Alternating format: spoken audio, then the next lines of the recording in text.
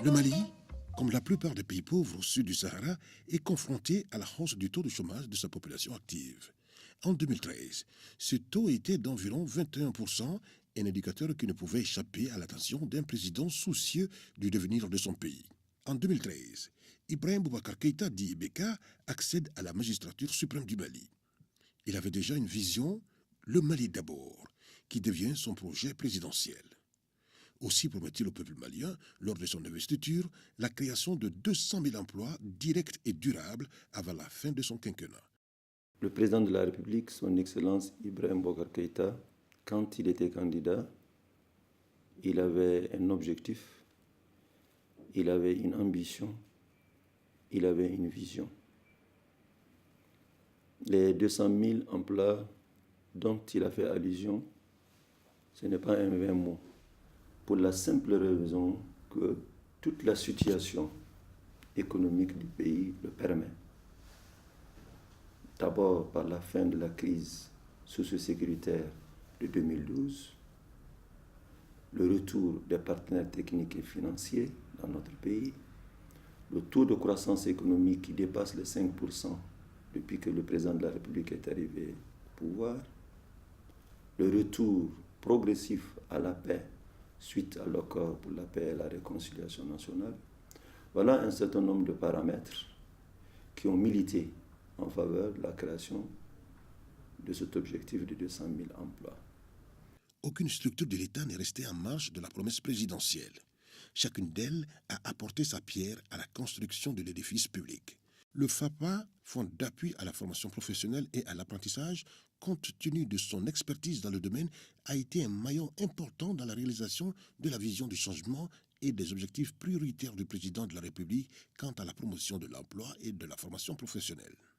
Dans le cadre de la vision du changement prônée par le président de la République, son Excellence Ibrahim Boubacar Keïta, le FAPA a joué largement sa partition depuis plus de 3 ans, à travers l'accompagnement des actifs du secteur privé en termes de renforcement de compétences pour accroître la compétitivité des entreprises et leur permettre encore de faire beaucoup plus d'emplois sur le marché, d'une part. Et d'autre part, le FAPA intervient également pour accompagner le secteur non structuré et les jeunes en vue de leur employabilité.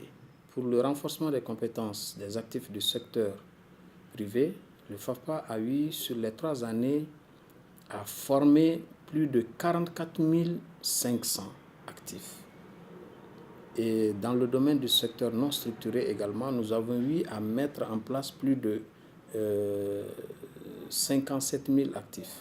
De par son assistance technique et financière aux entreprises et aux opérateurs économiques des secteurs modernes et non structurés, ainsi qu'aux organismes de formation privés et parapublics, les activités de formation de FAPA sont évaluées à près de 5 milliards 771 millions de francs CFA. Plus le FAPA poursuit sa mission, plus il fait des heureux capables de créer encore plus d'emplois. Le président de la République a 200 000 emplois, mais il faut problème.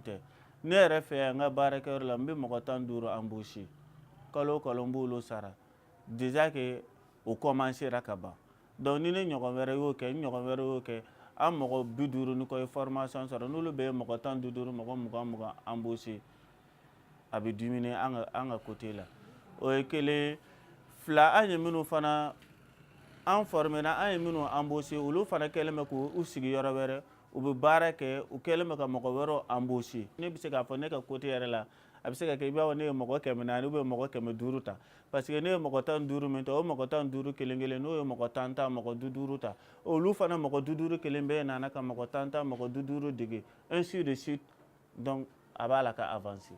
Quant à l'Agence nationale pour l'emploi, ANPE, elle a ses ambitions de création d'emplois. De 2013 à actuellement, au 30 juin 2017 notamment, l'ANPE a contribué à la création d'emplois salariés de l'ordre de 14 000. Et au niveau de financement des PME, PMI et TPE, donc petites et moyennes entreprises, nous avons financé 540 unités à travers l'étendue du territoire national en contribution au projet présidentiel qui ont généré en termes d'emploi, d'auto-emploi, 5 019 emplois.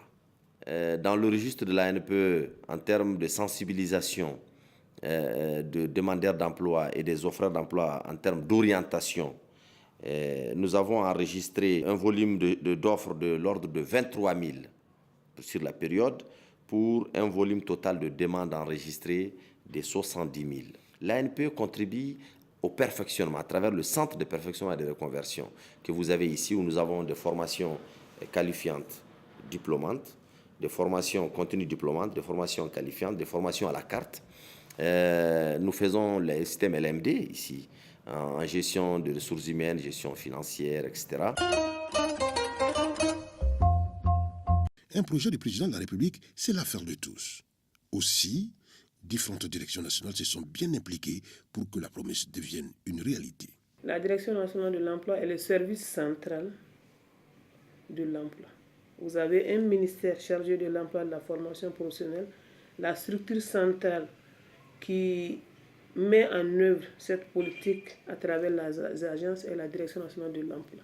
C'est elle qui élabore la politique nationale en matière d'emploi.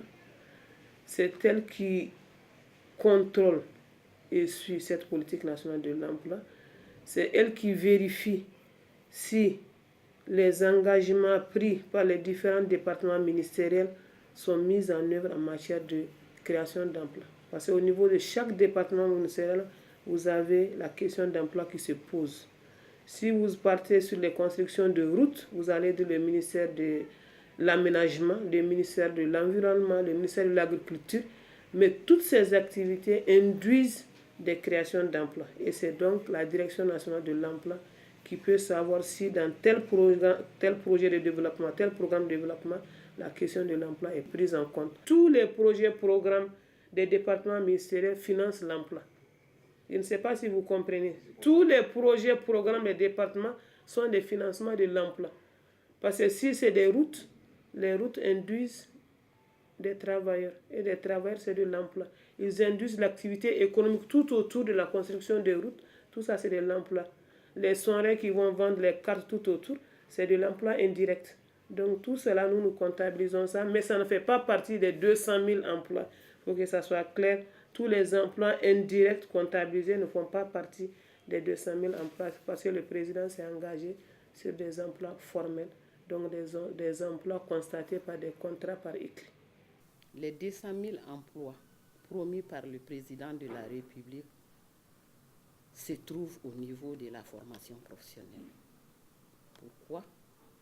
Parce que nous préparons les jeunes à l'emploi déjà.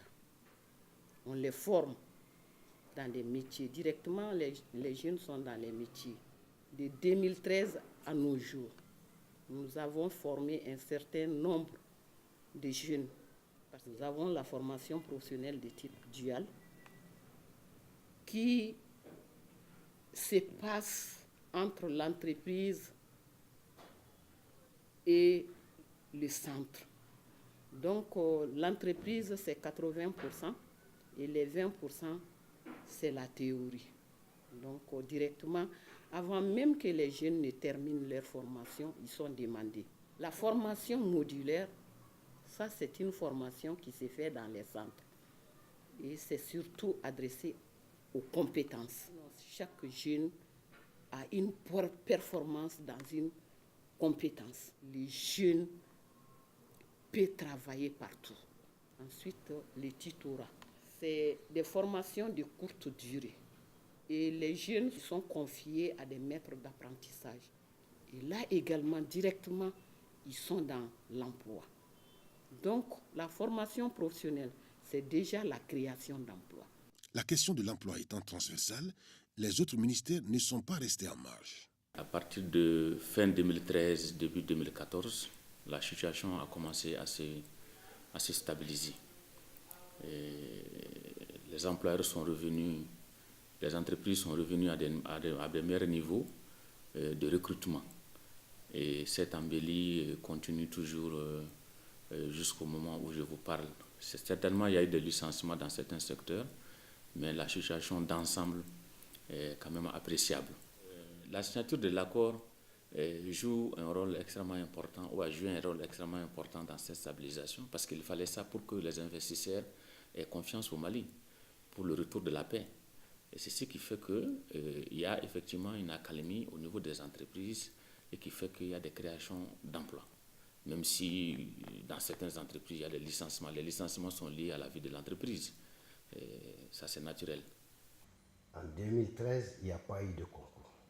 En 2014, nous avions recruté 1036 fonctionnaires, dont 300 pour le secteur du développement rural. Et il y a eu aussi un recrutement spécial pour les personnes en situation de handicap. En 2015, nous avions recruté 1095. Sur les 1095, pour le développement rural, il y avait 362. Et il y avait 10 personnes en situation de handicap. En 2016, nous avions recruté 1086, dont 300 pour le secteur du développement rural et 28 personnes en situation de handicap. En 2017, nous sommes dans les préparatifs des concours. Au regard de la convergence de multiples efforts, tant au niveau des nationaux qu'au niveau des partenaires techniques et financiers, la promesse de 200 000 emplois n'est plus un mystère pour personne, avec déjà 203 545 emplois créés avant 2018. Maintenant, les regards sont tournés vers l'horizon, surtout qu'il existe encore des milliers de jeunes sans emploi. Au même moment, chaque année, des milliers de jeunes viendront s'ajouter au lot existant. Nous avons un certain nombre de structures qui ont un certain nombre d'objectifs par rapport à l'accompagnement qu'ils font en direction des femmes et des jeunes. Cela contribue véritablement à apaiser le climat social. Plus ils interviennent, mieux ça vaut. Plus ils accompagnent, mieux ça vaut. Plus ils s'y mettent, ils installent des jeunes et des femmes à leur compte en termes d'auto-employabilité, surtout des jeunes et des femmes qui, à leur tour également, créent de l'emploi. Cela contribue véritablement à l'apaisement du climat social. Donc, notre principale perspective, c'est d'investir beaucoup dans le centre du Mali, emprunt à d'énormes difficultés sécuritaires, mais aussi les régions du Nord, notamment la région de Tombouctou, la région de Taoudeni nouvellement créée, celle de Ménaka aussi, la région de Gao et la région de Kidal.